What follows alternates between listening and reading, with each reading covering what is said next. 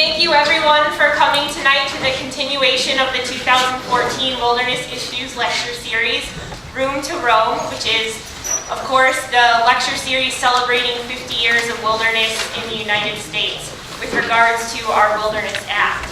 I would just like to take a couple minutes to remind folks of the rest of the lecture series coming up. We've got a few additional lectures after this that we hope you will join us for in the future.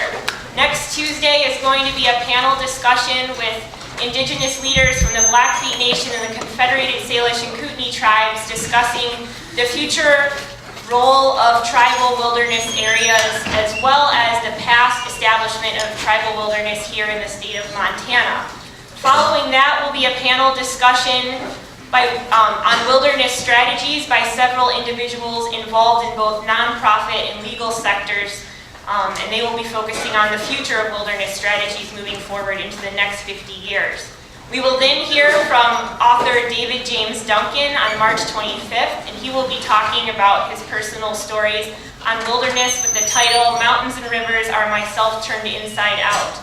Our final lecture of the series is actually not going to be a lecture at all. It's going to be a movie premiere of the movie Untrammeled, which is a project that was put together with the leadership of the Region 1 USDA Forest Service based here in Missoula. And the film actually features a number of students that are sitting in this very room tonight. And it will also involve a panel discussion by some of those students. So we hope you will join us for the rest of our program this spring. With that, I would like to introduce Elizabeth Sloan. She is the Director of Public Affairs for the USDA Region 1 Forest Service based here in Missoula, Montana. I would like to extend my personal thanks and the thanks of the Wilderness Institute and the University of Montana, particularly to Liz as well as Steve Kimball for bringing Chief Tidwell here tonight to speak in our lecture series. They are the power behind getting him to come and speak here at the University of Montana, and their partnership is truly valued by myself and the Institute as well as the university. It's always a pleasure to work with you. So with that, let's welcome Elizabeth to introduce our speaker.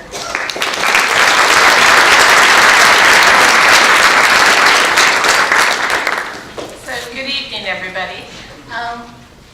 It is with great pleasure that we are able to have the Chief of the Forest Service, Chief Tidwell, Tom Tidwell, with us tonight. And he does have some ties to Missoula. He didn't go to school here. We will forgive him that part tonight. But he has lived in Missoula for several years. He was the regional forester when he was called to be the Chief of the Forest Service. And the northern region of the Forest Service kind of encompasses North Idaho, all of Montana, North Dakota, and a portion of South Dakota also. So he's very familiar with our neck of the woods. I remember him telling me many years ago how really awed he was by the different mountains, the many mountains that were here, as well as the big rivers. And I kind of think that those landscapes help define wilderness in our area of the country. So please help me welcome Chief Tidwell.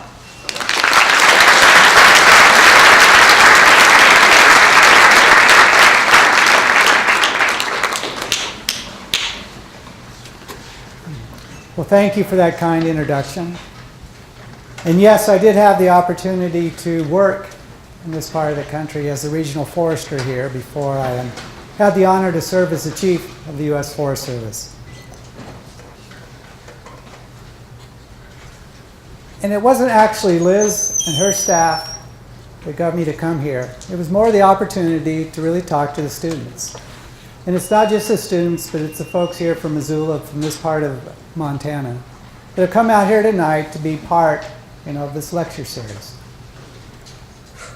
As I listened to the previous topics on lectures, and then the ones that are coming forward, I wish I could maybe change roles a little bit. And I'd really love to be here when the students are on the panel, and then I get to ask the questions. And I don't know if there's any way we can arrange that, but I can make myself available.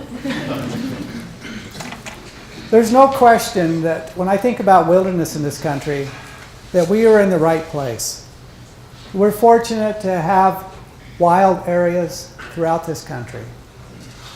But when I think about it, when I think about especially Montana, northern Idaho, we're so fortunate that we have the areas that we have here.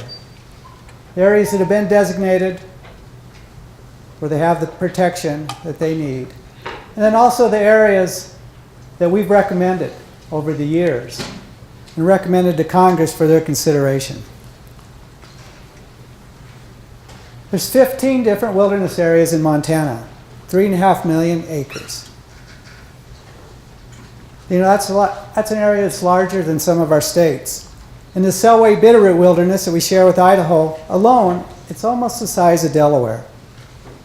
So the folks in this part of the country not only keenly are aware, but I think they understand the benefits, the values of wilderness. I think they also understand the challenges. The challenges to continue to preserve these areas, to be able to take care of these areas, and then the challenge for the future. So what I'd like to do tonight is first to start with a little bit of wilderness history.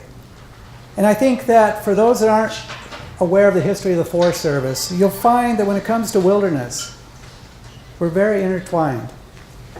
And then I also want to discuss some of the challenges. And then finally, to talk to you a little bit about the approaches that we're taking in the Forest Service to address these challenges. Now, the Forest Service is an agency, we're over a century old now. We were founded in 1905, not long after the historian Frederick Jackson Turner announced the closing of the western frontier, 1905. The frontier was always a place of wide open spaces and unlimited resources. Now the frontier was closing. Americans were growing more aware that our natural resources were limited and that we were losing them. The fate of the buffalo was probably the most obvious sign back then. The American bison once roamed across millions of acres from the Rockies to the eastern coast. And by 1900, the bison was pretty much extinct, except for a few small places in the Great Plains and a pocket out here in the west. The same thing was going on with America's forests. At the turn of the century, people still thought that forests were an inexhaustible resource. Little thought was given to reforestation, much less to sustainable forestry.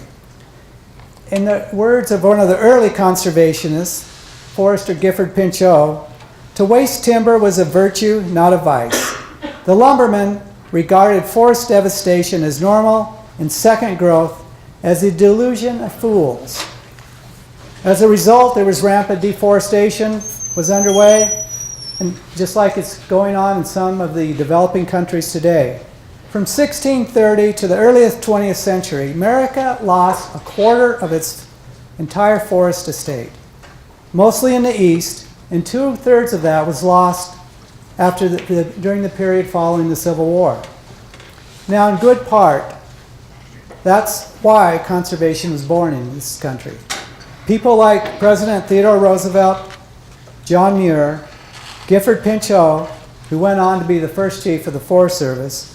It was people like these, the early conservationists, that really sounded the alarm. It was through their efforts that the first protected areas were set aside, the first forest reserves, which became the national forests, the first national parks, the first wildlife refuges. It was through their efforts that the first conservation agencies were formed, including my agency, the Forest Service. And folks in the Forest Service, they were at the forefront of what was called the early wilderness movement. Although we didn't call it wilderness back then, the wildness of the American frontier was part of what we were protecting when we established forest reserves in this country that became national forests. And the reason for that is that wilderness is key to our cultural heritage as Americans. One of the great American writers of the West was Wallace Stegner, and he put it this way: we need wilderness preserved.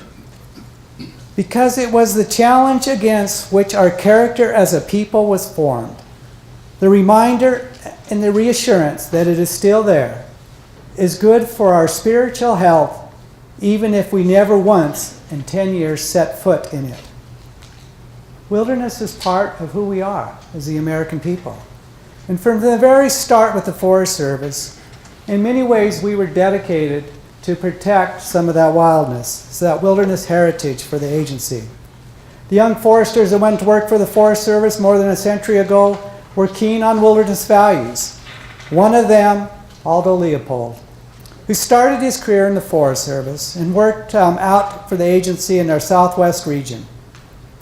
In 1909, Aldo Leopold could still rejoice in experiencing, as he put it, wild country to be in, where there were grizzlies in every major mountain mass. And as we all know today, that's not the case. However, we're fortunate in this country to see the recovery of grizzly bear, not only in this state, but of course around the greater Yellowstone. But Leopold saw the wildness vanishing from his eyes. Now this is back in 1909. The blank spots on the map, as he called them, were disappearing, even on the national forests. Leopold worked tirelessly to save some of the last remaining blank spots on the region. And because of his effort, in 1924, the Forest Service established the first wilderness area anywhere in the world, the Gila Wilderness and the Gila National Forest. That was 40 years before the Wilderness Act. At the same time, Arthur Carhart, another Forest Service employee, who also was working for wilderness protection. In 1926, thanks to his efforts and others, another area was designated for special protection. Today, we know it as the Boundary Waters Canoe Area on the Superior National Forest in Minnesota. The same year, 1926, Forest Service Chief William Greeley initiated the first inventory of roadless areas. Some of you thought that was rare one. No, actually the first inventory was in 1926. The inventory was limited to areas that were larger than 230,000 acres. The Forest Service identified 74 such tracts, totaling 55 million acres. So by the 1930s, the wilderness movement was thriving. But Forest Service regulations for designating and managing wilderness areas remained relatively weak until about 1939. And that's when Bob Marshall, yet another Forest Service employee, drafted much tougher regulations for protecting wilderness areas. Aldo Leopold and Bob Marshall, joined by a few others, founded the Wilderness Society in 1935. And by 1964, with support from the Society, the Forest Service had set aside 9 million acres of wilderness. But there was something missing: a common standard for wilderness management. Because wilderness designations only received administrative protections, that protection could still be reversed. Wilderness was far from secure. In the 1940s and the 1950s, roads penetrated many of the Americans' last remaining blank spots on the map for timber to support our troops during World War II and to help this country develop and recover following the war. Millions of acres of potential wilderness during that time of our history were lost. In 1964, Congress passed the Wilderness Act, providing permanent protection for these wilderness areas. The Wilderness Act says in a few eloquent words that what we have today is worth preserving for future generations. That a wilderness is, and I quote, an area where the earth and its community of life are untrampled by man, where man himself is a visitor who does not remain. Leopold, Marshall, Carhart, and drafters of the Wilderness Act, I tell you, today we are privileged to have enjoyed the benefits of their foresight. Through the National Wilderness Preservation System, and this is for all wilderness, we've built an interagency framework for wilderness management. To the point is that the system has grown from 9 million acres to 110 million acres, an area that's larger than the state of California. Today we have more than 750 wilderness areas in 44 states. And the Forest Service alone manages 60% of the wilderness acreage in the lower 48 states. About 18% of the National Forest System is designated wilderness. So we have a record of success. We also are facing tremendous challenges, not only in our wilderness areas, but across landscapes of all time. I don't have to mention the folks that live in this part of the country, the consequences that we're dealing with today because of the exclusion of fire. As an agency, early in the history of the Forest Service, we recognized at that time that fire was a problem. And we did a tremendous job to put out fire, all fires. We're fortunate that a few decades ago we recognized that that was the wrong approach and that fire was part of the natural ecosystem. And we had to find ways to be able to reintroduce fire. We see examples of that today here in the Selway Bitterroot and also in the Gila National Forest down in New Mexico, where we've allowed fire to play its more natural role. And so today when we do get the fires that get started, especially in the conditions we're faced today, we see a different type of fire in those wilderness areas. Still large areas burn, but the severity is so less. The country recovers so much sooner. The habitat is restored. The damage to soil is less. And these are the lessons that we've been continuing to expand on. The other thing that's challenging us today is what's going on with our climate. We're just beginning to understand all the effects of this changing climate. And we're seeing that it's starting to impact these wilderness areas, these intact ecosystems. They too are having to deal with the stresses from a changing climate. Add to this the population growth in this country, the land use changes, the water shortages, the water pollution, the air pollution, the invasive species, the host of other challenges. So wilderness faces these challenges along with all of our landscapes. Not only do we need to have a better understanding of how the changing climate is going to affect these ecosystems, we need to better understand those relationships. It's easy in this part of the country to talk about whitebark pine and what we're seeing that's happening to whitebark pine and the impacts not only to the Douglas squirrel, but also the impacts to grizzly bear. It's going to change their feeding habits. But to realize what's going on with that species, a species that didn't have to really evolve with mountain pine beetle because of the winters we used to have, is now being devastated by mountain pine beetle in a lot of the West, to the point that there are some of our research scientists that have accepted that in the future we may not have whitebark pine in the lower 48, except for maybe a few isolated pockets. It's just one example.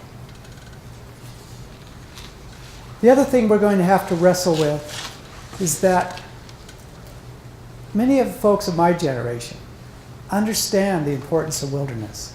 They understand it's part of the character of this nation.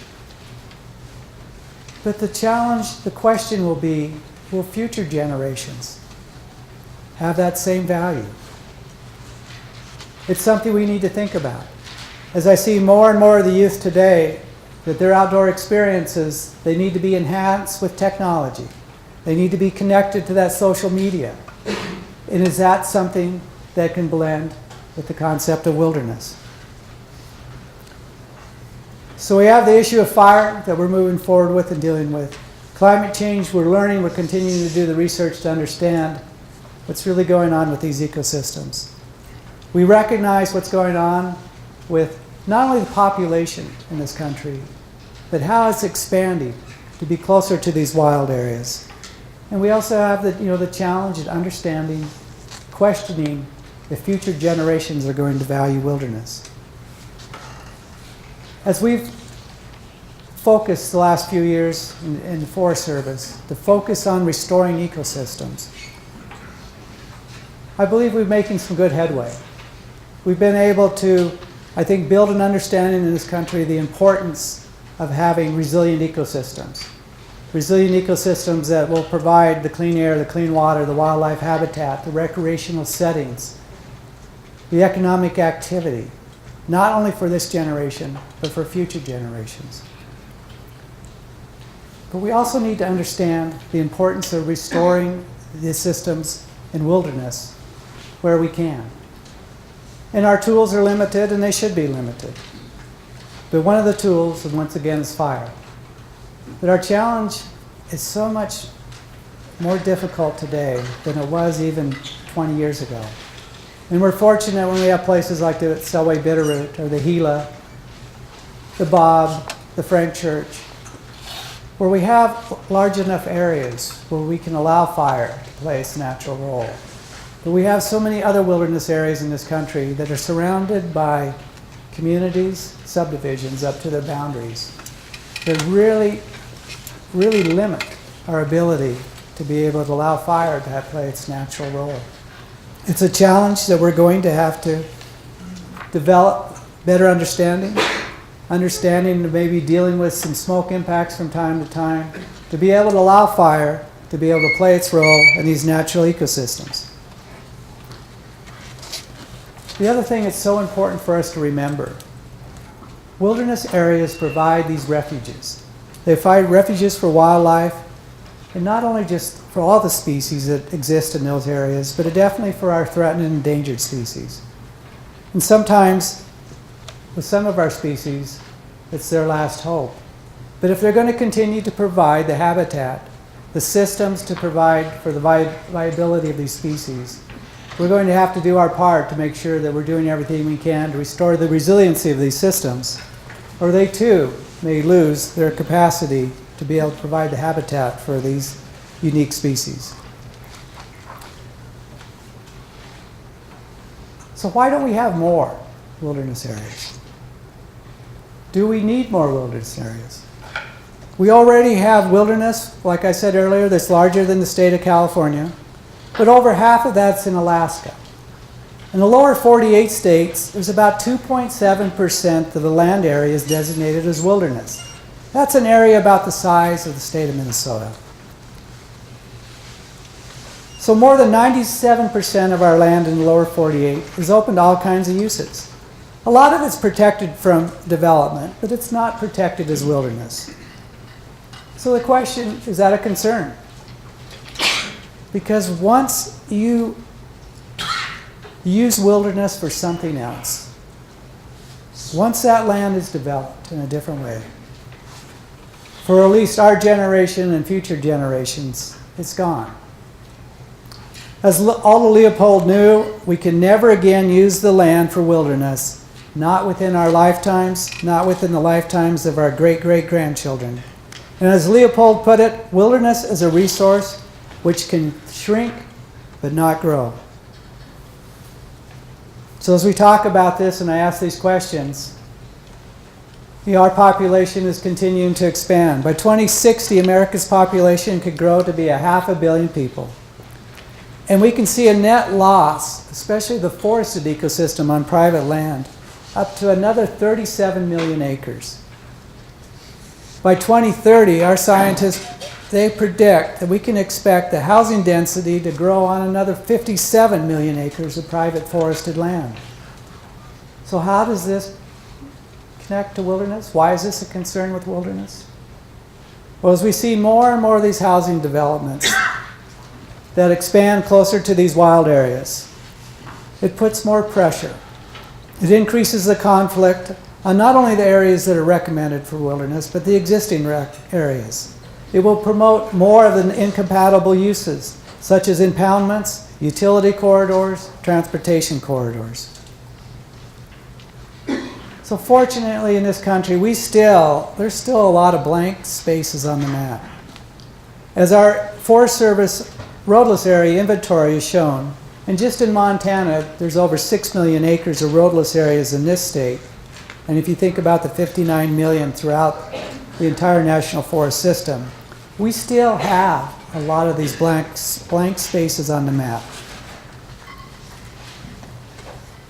Hopefully you're all aware that during our forest planning process, when we revise our forest plans, one of our requirements is to look at these areas and through public input, make determinations on which areas we should recommend to Congress for their consideration if these areas should be designated as wilderness. And through our past planning efforts, we have recommended over 5 million acres, recommended to Congress that these areas need to be considered for wilderness designation. After we make our recommendations, Congress has a job to do. They need to step up and be able to, in my view, address those recommendations, make decisions if these areas should be part of the wilderness system or not.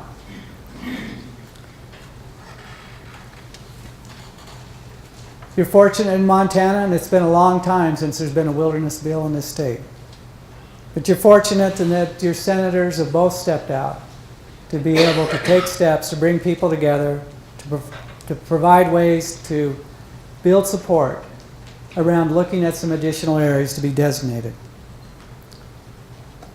And I can tell you that without action by Congress, the challenge for this agency continues to really stretch our ability. When we recommend an area to Congress, we are required to maintain the wilderness characteristics for which the recommendation is based on. And we take that very seriously, and we're committed to that as an agency. But the reality of it, and it's been my personal experience in my 37 years with the Forest Service, is that no matter how good a job we do to manage those areas, to maintain that wilderness characteristics that support the recommendations, we fall short of the level that can be provided, that level of protection that can be provided through wilderness designation. So what are we going to do about these 5 million acres that the public has stated through our public process that these are areas that Congress needs to consider? But we also have concerns with the wilderness areas that are designated. And there's no question, like everything that we're dealing with in this agency, is that over the years our resources, our capacity continues to shrink. But we're fortunate in that the people we have in the agency, the dedication they have to wilderness, that they've found ways for us to continue to actually do a better job today to manage many of our wilderness areas than we were doing 10, 15, 20 years ago. And part of that is through our partners. And there's no question, as a land manager, it's always going to be easier if I have enough resources to do the job that needs to be done. Give me those resources, let me alone, and I'll get it done. But I'll tell you, I will not do as good a job if I'm doing it by myself versus if I'm reaching out and working with others, working with partners, to not only expand our capacity, but to share the responsibility and get more people engaged. Just as we've learned through our collaborative efforts, where we can embrace diverse interests, bring people together to really talk about how lands need to be managed. It's the same with wilderness. By bringing diverse interests together, we not only can build on our capacity to manage these areas, but we can do a better job. We're fortunate in that we have the Aldo Leopold Research Institute and the Arthur Carhart Wilderness Training Center, just to mention a few. We have the Montana Wilderness Association, we have the Wilderness Society, and we have many other groups that are helping us. And we're fortunate here that in the College of Forestry and Conservation, under the leadership of Dean Birchfield, that we have the opportunity to be here tonight to be able to talk about it. So that is part of the solution as we move forward, is to find ways to be able to expand these partnerships so we can include more people. Not only so they understand the benefits and values of wilderness, but they can be part of this incredible heritage that we have.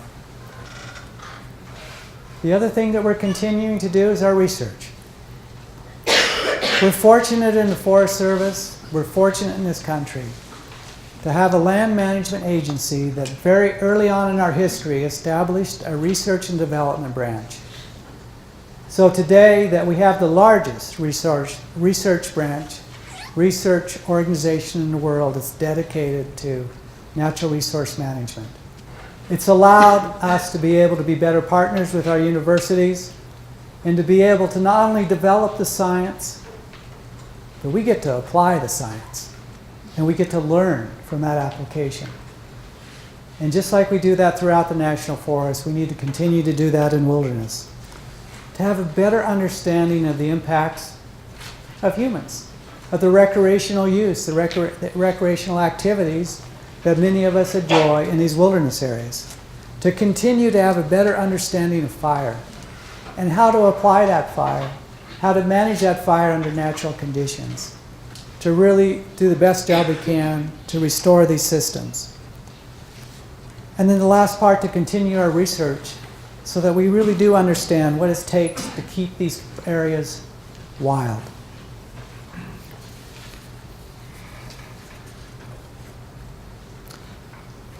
And we're going to use the 50th anniversary of the Wilderness Act. It's not only to celebrate wilderness, and I believe we have a lot to celebrate in this country, but it's also an opportunity we have to focus attention on the importance of wilderness and the challenges, the opportunities that we have. Theodore Roosevelt once stood on the rim of the Grand Canyon and said, "Leave it as it is. The ages have been at work on it, and man can only mar it." The same can be said about every remaining acre of American wilderness. Wilderness, there's no question, it provides the clean air, the clean water. It provides the habitats for the plants and the animals. It includes the refuge for these endangered species. As I mentioned before, that is too often their last hope. But it also provides a reference for evaluating the effects of management activities on soil, water, air, and ecological processes. It provides that solitude, a refuge from our daily lives, the scenic beauty, a place for quiet reflection. And let's not forget, it does provide a lot of economic benefits to the communities through tourism. For people that want to go into the wilderness, the people want to be able to drive by it. For people it just feel good knowing that it's there.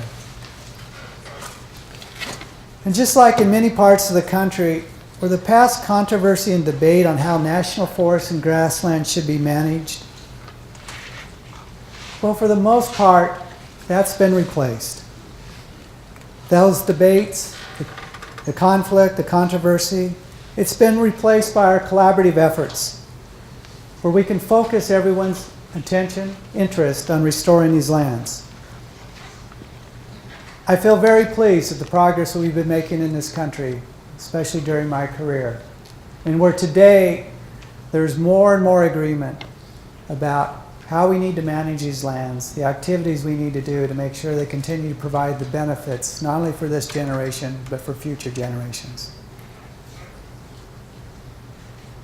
But I also think it's time for us to find ways to set aside our differences and work together to find the solutions to protect our last wild places, so that situations like we have here in this state with Senator Tester's bill and the work that Senator Baucus is doing, to find solutions here in Montana, to move forward with wilderness designations, that becomes common and not the exception. The future of wilderness belongs to you. You know, my career's not over yet, and when this career's over, I do plan to continue to be able to work in conservation in this country. But there's no question that we'll need others to step up. And whether you work for the Forest Service or some of the other land management agencies, or you get engaged in one of the associations in the society, you can make a difference. And it's going to take leaders, not only from within the agency, but from within our communities, to be able to make sure that we can continue to take advantage of the few choices we have left. So no matter what you do with your time, this birthright, this wilderness heritage, this responsibility, it's yours. It's up to you, and really up to every American, to be able to take on the responsibility to protect and preserve these areas for future generations. Now, I've tried to lay out some of the challenges, but it will be up to you and the next generations of Americans to rise to the challenges, to be able to take this on, and to really help determine if the future generations are going to value wilderness like past generations. You know, I'm confident that you will. And that in the tradition of those that came before us, those giants and the shoulders we all stand on, leaders and visionaries like Theodore Roosevelt, Aldo Leopold, and the framers of the Wilderness Act, even though it took about 8 years after that was first introduced to become law. But just like those folks, I'm confident that you will find a way to preserve and even expand our nation's wilderness heritage, not only for our benefit, but for generations to come. So thank you. Thank you for being here tonight. Thank you for having the interest. Thank you for caring. And I look forward to having time for a few questions.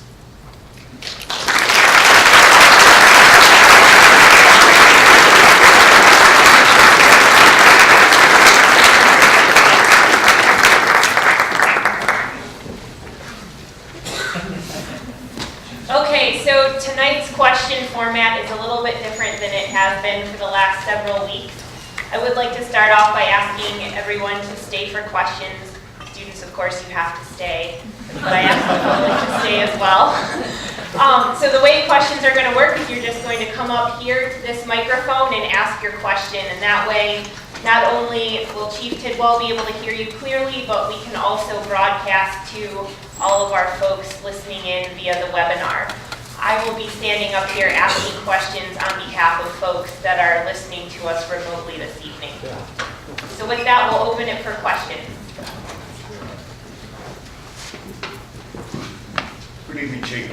Thank you so much for participating in such an important issue.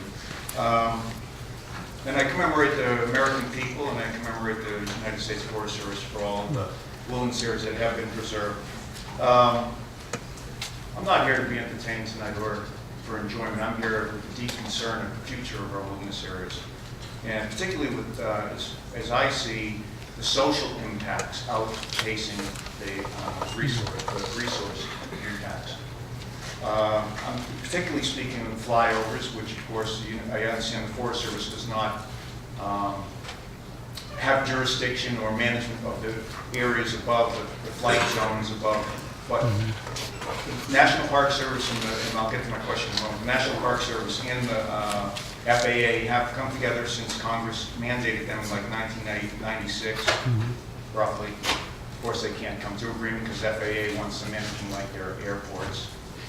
What is the Forest Service doing as far as maybe speaking to the FAA? I mean, to me, it's the greatest social impact is flyovers of the wilderness areas. Now, especially with drones coming up, and people being able to buy drones at $3,000, they could probably fly them off the ground at 5 feet. It's very disturbing having these flyovers. I'm sure you're aware of the 2,000-foot lateral advisory. Unfortunately, a lot of people break those. The Forest Service sometimes says you can't do anything about it. But we actually do. I am a ranger with the Forest Service, or I'm retired from Wilderness Ranger. I'm now a law enforcement officer with the National Park Service.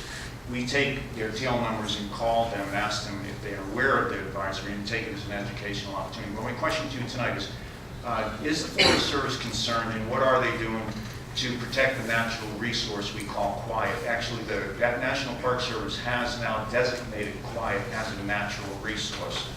And we would really, American people would like to see at least 1 square inch preserved.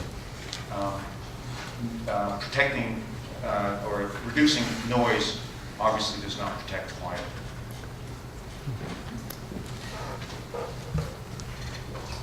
Well, for the most part, we've addressed that issue through the specific wilderness management plans for different areas. The concern that you've brought up, depending on where you're at in this country, it's either something that happens, maybe once every couple months, or it's something that happens on a daily basis. And where we are in those areas where it's frequent, we have taken steps to actually work not only with the FAA, but even with the pilots associations, to be able to work and build that understanding that these are places that if you are going to fly over it, to be able to keep the height of your flight. I think it's also going to be a challenge that we're going to have to take on. You brought up drones, and I'll share with you, until you brought it up, I had not thought about it. But it's definitely, kind of the next issue. So I think it's an opportunity for us to be able to sit down and be thinking about it, and that the sooner we can maybe get the right regulations in place, the right restrictions, it's going to be easier to do that today than it will be until this use becomes established. I think many of you have had that experience, that it's a lot easier to stop something before it gets started than to have to deal with it once there's been a pattern of use established. So it's an area that we probably need to do additional work and maybe look into what the Park Service is doing and do a better job to maybe work together and be consistent with our policies.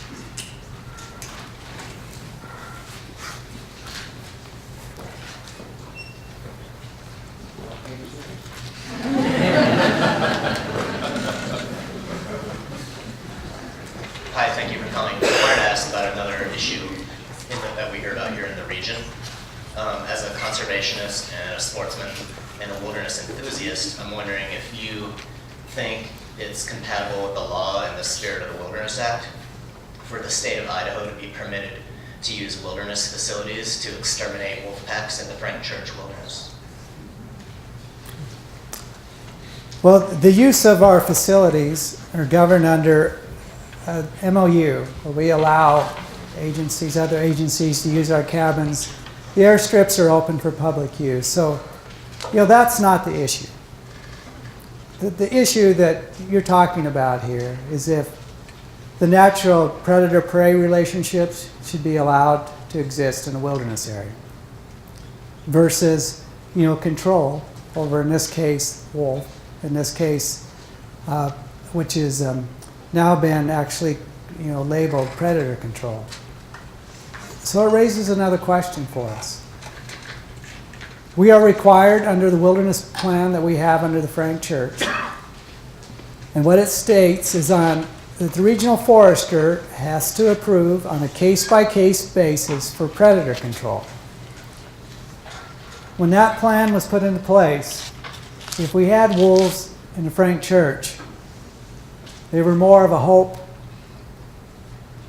than a reality.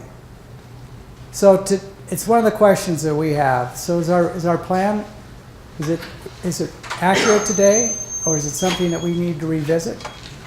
And in the meanwhile, what do we need to do to be able to address this issue? When the state of Idaho was given the authority to manage wolf populations, it was approved by the Fish and Wildlife Service, and as I think they were challenged at least once, if not twice, in court. And so they were, given that authority. And there's no question that, with is my understanding, there's no question about the viability of wolves in Idaho. With the numbers they plan to manage for, there's no question about viability. But it does raise the question here about wilderness. So it's another opportunity for us, hopefully, to be able to find a way that we can bring the different groups together to work with our partners, the state of Idaho, to address this question. Ideally, we'll be able to find a solution to it.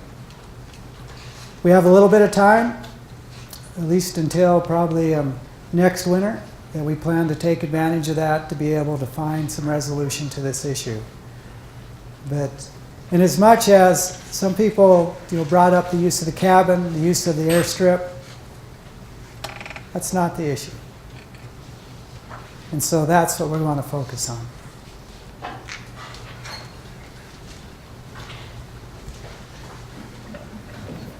Thank you, Chief, for coming here, and thanks to the Wilderness Institute for making this open to the public.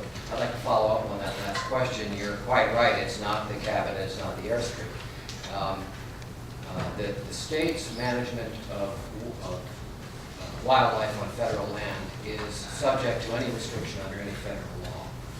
And the question for us here at the Frank Church is, what does the Wilderness Act have to say about what should be the relationship between wolves and any of their prey species?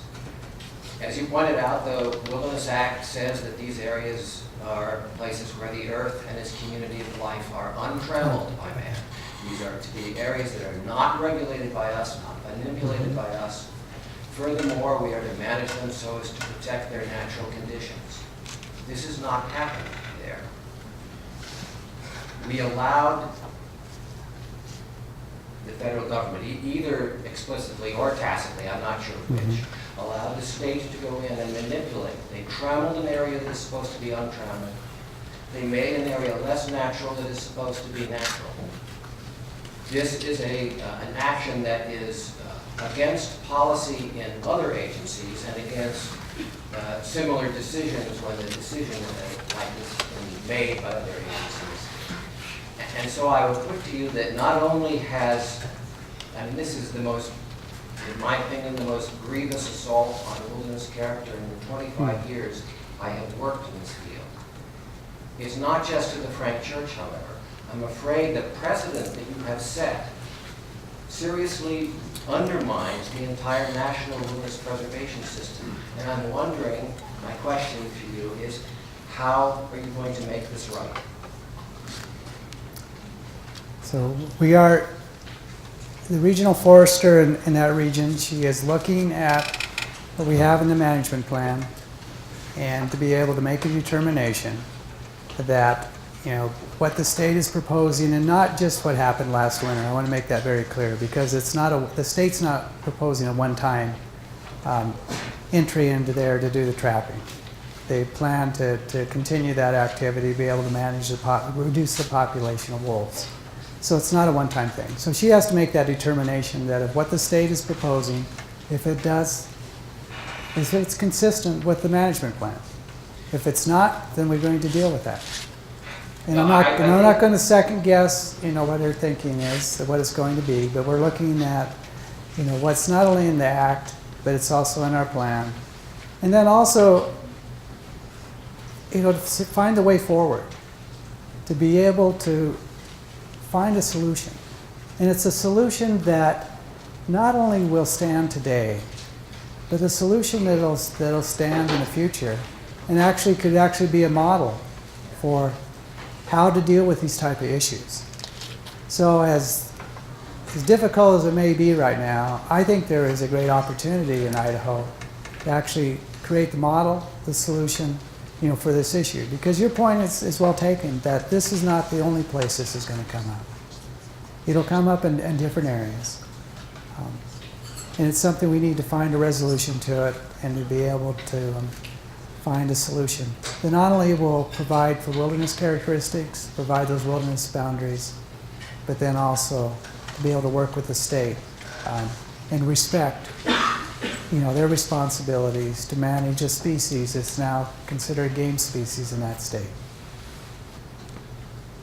The hunting. If there's someone else who wants to speak, feel free to stand up. Okay.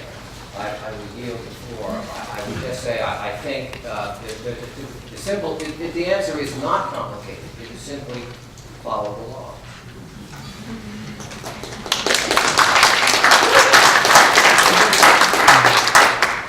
I'm going to move off the topic of wolves for a moment. Because I'm from Alaska, I think, and we talk about wolves a lot up there.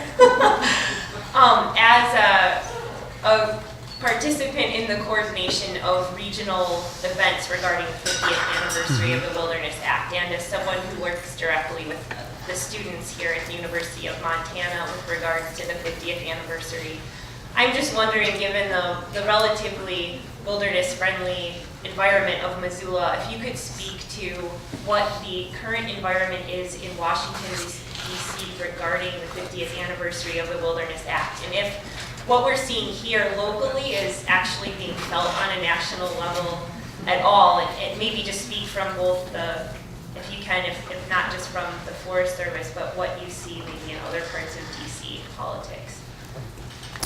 Well, Washington, D.C. is a very friendly environment for everything, especially wilderness. We do have many events planned this year in Washington, D.C., because once again, it's an opportunity for us to increase the awareness, to have the dialogues, the discussions like we're having tonight, not only with folks that live in that part of the country, but also with members of Congress and with their staff. So we are going to take advantage of the 50th to be able to use that as a platform to be able to move forward. There's no question that it's been a while since we've had a wilderness designation, in the country. And as I mentioned, there's a lot of areas that we've recommended. Park Service has recommended areas, the BLM, Fish and Wildlife Service, etc. It is my understanding that this week the House of Representatives is going to take up a bill and potentially vote on it, a bill that's already passed the Senate. So we may actually see a wilderness bill move forward this week. So that's one indication. But there's been a lot of discussion and talk about it. There's a lot of discussion about what is the best way to go forward. I know that there's probably many in this room that might think the best way is to have really clean wilderness designation that doesn't factor anything else, and here's the law that's being passed. It's about designating this area as wilderness, no exceptions, etc. The other side of that is more like what Senator Tester's done, to be able to put a package together to build the support, to be able to not only designate wilderness, but to address some other issues. So we are having those type of discussions, in wilderness, in Washington, D.C. on wilderness. The other thing that I get questioned about a lot is that what gives the Forest Service the authority to create the de facto wilderness areas? Not only roadless areas in this country, but also these areas that we've recommended for wilderness and Congress has yet to act. So we get questioned and challenged on that. And once again, we fall back onto our policies that we're going to maintain the characteristics. And I use every opportunity I can to encourage members of Congress to take up these bills, because I do believe that part of the controversy around wilderness in this country is based on the unknown, the concern about these areas have been recommended. And then the agency, we continue to, in some people's views, manage it as if they were wilderness. But if we could actually just come to a conclusion about how should these areas be managed? Should they be part of the system or not? And if they're not, then let the public process through our forest planning effort then determine how they'll be managed. But I think if we could move forward with more of these areas, we could actually reduce some of the controversy, conflict around wilderness. Not only back in Washington, D.C., but my own experiences as a regional forester, as a forest supervisor, as a district ranger. There's a lot more agreement about leaving these areas as is. That when I talk to folks, especially during our planning process, well, how do you want this area managed in the future? Well, just leave it alone. It's fine the way it is. And I'll say, okay, there's no roads. We're managing it as non-motorized. And they go, that's fine. Well, what do you think about wilderness? That's bad. Just leave it alone. As if the designation does something to it versus to be able to continue to manage it as an area that basically meets all the characteristics of wilderness. But it's that emotion that goes around the subject. And I think that for us to really find solutions around this in the country, it's going to take efforts similar to what we've done around our collaborative efforts to bring people together, diverse interests around these issues, to be able to find a way so we're not questioning people's values, but you're just working to learn to understand what those are. And it's been my experience that's how we can find those solutions.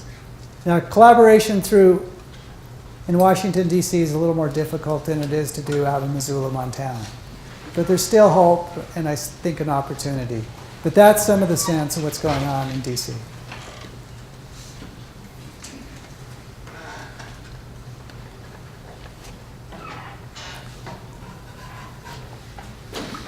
double dip, if I may, and that would be a very quick question.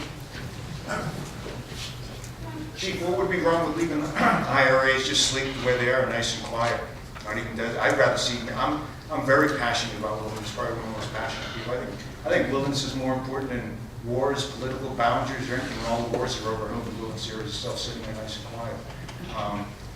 But what is the problem with just leaving these IRAs alone? Don't even, I'd rather not see one more wilderness area designated than to trade off the quietude that exists in these IRAs today.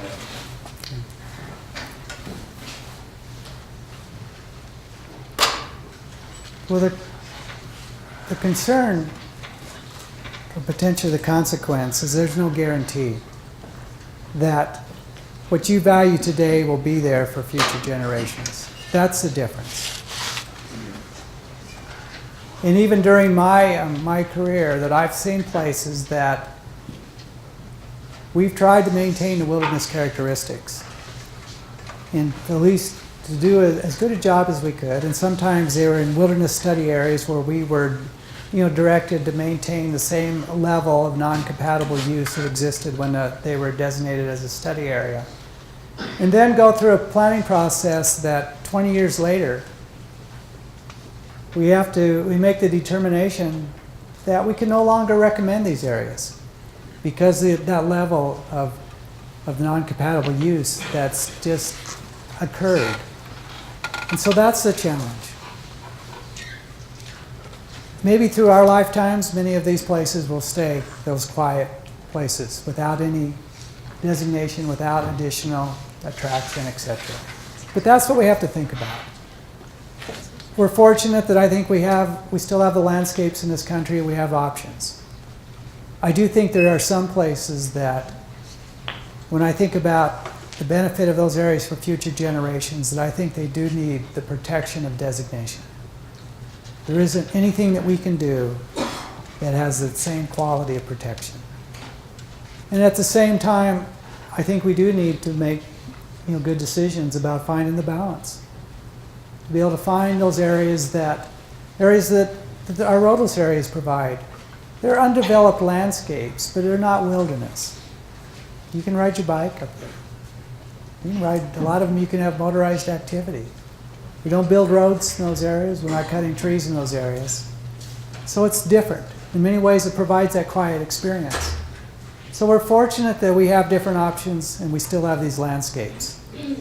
But I think we need to be careful. If we just think that these areas are going to stay the same, for the next generation. So that's the question I'd have for you. Hello. I'm actually curious probably about some other aspects of your job outside of wilderness. The people I've heard speak most passionately and convincingly to me about ways of addressing climate change seem to be claiming the only way we're going to beat this thing, other than quickly altering how we do industry, is mass planting, sequestration of carbon. Do you, in your non-wilderness part of your desk, as the head of the Forest Service, get to toy with models saying, hey, well, we need to change things so that we have 70 million people planting as many trees as possible? And how, if those plans are part of your desk, how does public opinion need to be changing so that we can, let's make the other 90% of the country wilderness again? Well, I do not get to play with the models. Our scientists do not let me do that. But I do get to visit and speak with them, so that I understand what the models and predictions that we're making. So for today in this country, and this is for our forest estate throughout the country, so it's our public lands and our private lands. Today, those forested landscapes sequester about 14% of the CO2 that's emitted every year. 14%. We just released a study last year that sometime in the near future, starting in 2040, definitely by 2060, is that those forest reserves which are currently a carbon sink, we predict will become a carbon source.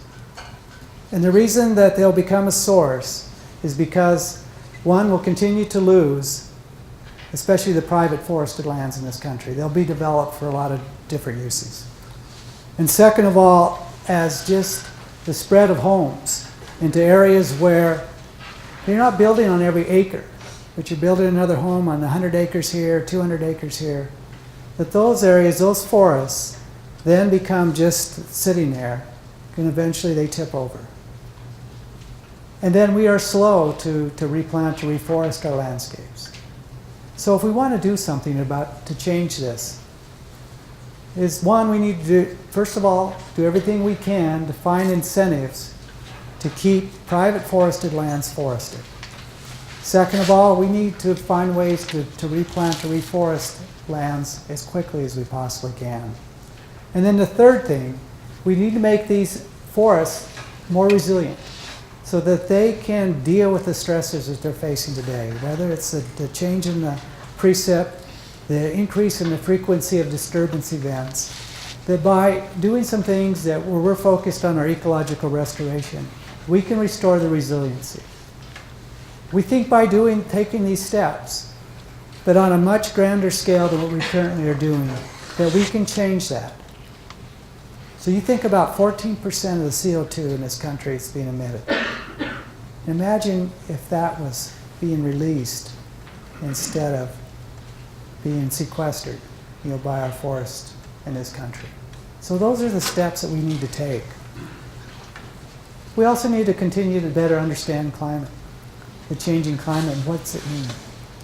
Your point about, this country, we've gone, it wasn't that long ago when we were on the verge of possibly having a cap and trade bill to really understand the benefits of the carbon cycle, the need to be able to sequester more carbon, to be able to address the effects it was having. And then that failed.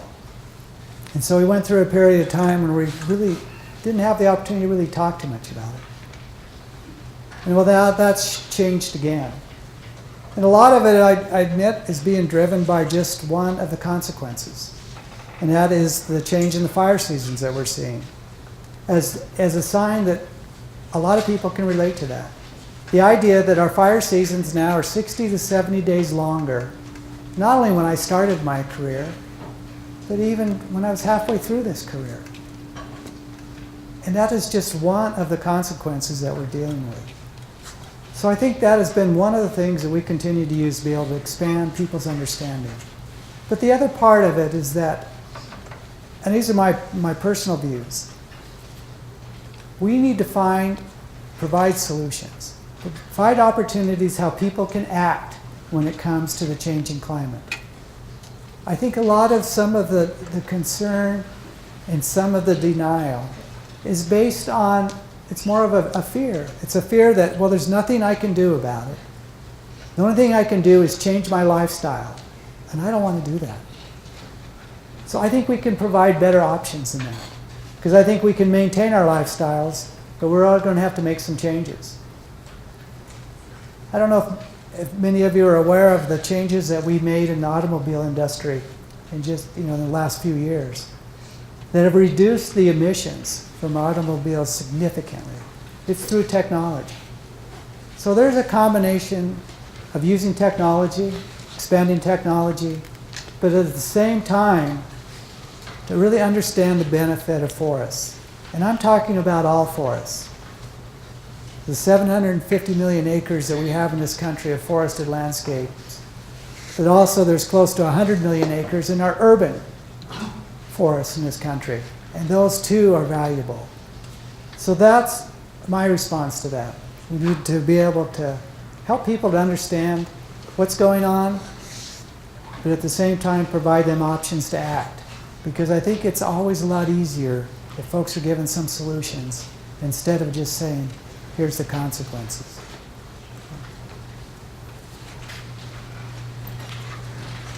Well, welcome. I first have a guess a request or a bit of advice, whatever you want to take that as that question. It relates to something that was raised earlier regarding wolves. It's true, it's not just about wolves. It's also about bears, it's also about lions, it's also about predators in all of our wildernesses, and it's about wildlife in general. And if you're looking for long-term stable solutions, then the agency has to go beyond just the state fish and game agencies when it starts deciding how wildlife will be administered in wilderness, because we need to bring in the wilderness community and everybody else, because the state agencies have their bent, and it's not very consistent with wilderness managers, whether it's what's going on in Idaho or proposals in Alaska to aerial gun wolves and gas their pups in their dens and everything else that's going on. It goes way beyond this one issue. I have a question, though. You mentioned a number of times growing the wilderness system, which I'm all in favor of. But I think your agency is really struggling at managing the wildernesses that we already have. When you were in college and when I was in college, it was real easy to get a job as a wilderness ranger. Most wildernesses in the National Forest System had several rangers, a hell of a strong wilderness cadre looking after them. It built a hell of a constituency for wilderness, and those people are still out there today advocating for it. And today, a lot of these wildernesses are lucky if there's one professional wilderness ranger overlooking them. So what I want to know is, what are you going to do to rebuild the Wilderness Ranger Corps? It doesn't work. Volunteers are great. They're not professionals, and wilderness can't live on volunteerism. And what are you going to do about a career ladder for wilderness professionals, so that these folks that work in the agencies can rise on up through the ranks, and wilderness can have a real professional cadre looking after it? Thanks. Higher budget. Yeah. I'll let Tom respond. But the Forest Service has a $5 billion budget that gets bigger every year. It's a lot bigger than it was back Don't believe then. that. I got sequenced out 2 jobs already. So first of all, George, thank you for the advice about reaching out to the wilderness groups. And we're lucky in Idaho that both the Society and Idaho Conservation League stand ready to help assist, dealing with that issue. So thank you for the advice. And I agree with everything you said about the loss of professionals. And yes, volunteers are great, partnerships are wonderful, but we too also need our cadre of professionals. We need to be able to continue to provide the training that we do here at the university and at the institute. But we need to increase our investment. And it's one of the things we are moving forward with. It's been somewhat limited, but all things considered with the other challenges we have, that we continue to move forward with our Wilderness Challenge that Chief Bosworth started a few years ago. And part of what I continue to hear from our Wilderness Rangers is to be able, they need more capacity. They also need that career ladder to be able to help them not only start with their job, but able to stay committed with it. So we are making some additional investments over time. I do need to, I don't know if I'll correct or just add a little additional information. We are fortunate with the level of support that we receive from Congress with our budget. But the reality of that is that more and more of our budget every year goes to deal with fire. And so that when you see our budgets increase, the majority of that goes to fire year in and year out. It's something that we're hoping to change through the legislation that's proposed to find a different funding mechanism for fire suppression. It's something that's in the President's budget request. Something we've been working on for several years now to be able to find a solution to that. Not only will that be good, a better way to be able to fund the important job of dealing with fire suppression, but it will also stop the erosion of our resources with all of our other programs. It's been significant, especially over the last 10 or 12 years. So that's part of our strategy. And it's wilderness is part of the resources that we need to find a way to be able to expand our capacity. And I agree with you that some would question, and I'm not saying this is exactly what you said, but why would I be promoting additional wilderness when we cannot take care of what we have? Well, I think we are improving that care of these areas. And at the same time, I would hope we're not short-sighted because of some of the economic challenges we have in this country, that we would forego a lost opportunity. So I would rather that we continue to move forward with additional designations that are supported based on those ecosystems, that it's the right addition to the preservation, the wilderness preservation system.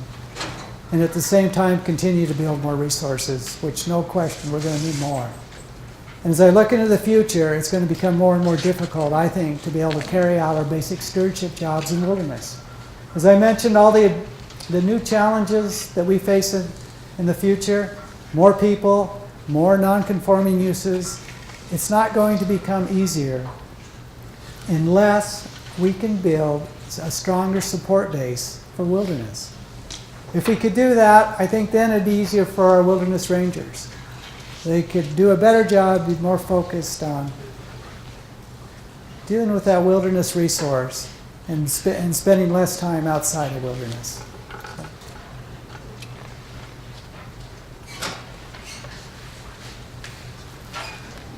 I'm Rob Cheney from Resilient.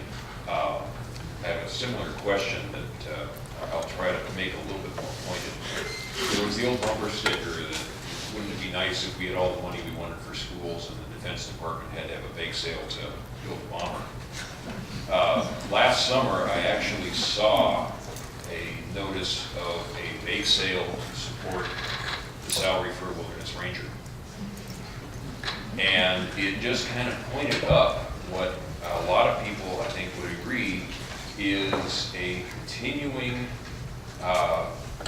state of limbo in the Forest Service regarding wilderness, whether it's lack of personnel to maintain it, lack of decision-making in regards to inventory wilderness, lack of getting travel plans or various other policies in place that have allowed an actual generation of change to happen on lands that were put in the decision-making box 30 years ago and still haven't got a decision. And in which time people can now say, my grandma used to do this, and so therefore I've got a tradition of doing that there. It leads to a question of, is the Forest Service really the place where these decisions are going to get made, or are you waiting for somebody else, whether it's Congress or people in this room or some other actor, to tell you what to do? And I guess what I would like to get at is, where do you see the Forest Service in moving this question along? Well, I do think we're the right agency to carry out our part of the decisions that need to be made. You know, I'm definitely biased. I acknowledge that. But I also think that we have the right professionals. I think we do an outstanding job to be able to engage the public in this debate, this dialogue, and that our forest planning process is the right place for us to be able to make the determinations about which of these areas should be recommended to Congress. And we will continue to do our job to maintain those characteristics until Congress acts, whether it's 10 years, 20 years, 50 years. So I feel we are, the right agency. I also think that, the public has a role, not only in our forest planning process, but it has a role to help determine the significance, the importance of wilderness. And not only about future generations, but also going back to the question about managing the existing areas. Do these places need additional help? And I feel very good about what we've done within the agency. And I go back to that 10-year wilderness challenge that's now going on beyond 10 years. That we are doing a better job than what we were doing 10 years ago. And we are finding ways to add additional resources and to really make a difference on managing these areas, to be able to reduce whether it's a non-conforming use, whether to make sure we're following minimum tool, to make sure we have management plans in place that anticipate not only what we're dealing with today, but they anticipate the questions till tomorrow. That's something that we do need to do a better job. The situation we have in the Frank with the existing wilderness plan and this issue of predator management, it screams for us to be able to do a better job to not only amend these plans, but somehow to be able to anticipate the issues that are coming next. The other thing we heard about today with this question of drones. I tell you, I don't know of one wilderness plan that, or even maybe some of our managers have thought of it. But definitely more of them are going to think of it because it was brought up tonight. So those are the answers to those questions. But I do think we are the right agency. But the way that we manage the National Forest System is we do it with the public. It goes back to when we were created. When Gifford Pinchot, the first chief, created this agency, he made it very clear that our job was to manage these lands based on what the public wants, with an understanding that we have the challenge to find that balance between today's needs and wants with what needs to be available for future generations. That was true in 1905. It's more true today. The only difference is that there's a few more people around, and that these are national lands, and it creates that challenge for us to be able to find a way to engage the public, not only on the local scale, but the national scale. But I do think we are the right agency for it. I think our success supports that. And we're going to continue to find ways to be able to do a better job to engage the public, to determine how these lands need to be managed. With that, we'll close for the evening. So on behalf of the Wilderness Institute, the College of Forestry and Conservation, and the University of Montana, I would like to thank you very much, Chief Tidwell, for coming tonight.